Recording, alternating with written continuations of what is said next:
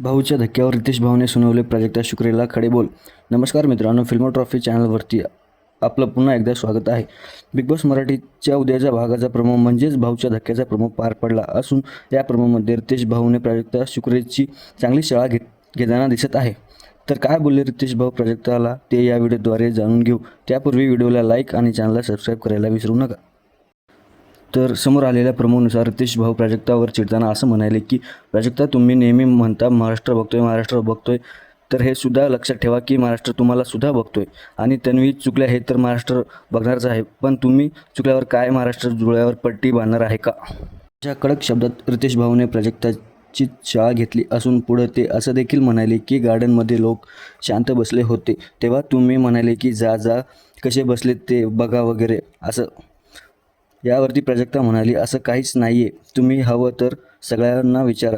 तेव्हा भाऊ असं म्हणाले की मला कोणालाही काहीही विचारायची गरज नाही. अशा कडक शब्दात रितेश भाऊने प्राजक्ताची चांगली शाळा घेतलेली पाहायला मिळणार आहे. तर भाऊने प्राजक्ताच्या घेतलेल्या शाळेवरती तुमचं काय मत आहे आम्हाला कमेंट्सद्वारे नक्कीच कळवा. तसेच बिग बॉस मराठीच्या सर्व अपडेट्स जाणून घेण्यासाठी चॅनलला सबस्क्राईब करा. जय हिंद, जय महाराष्ट्र.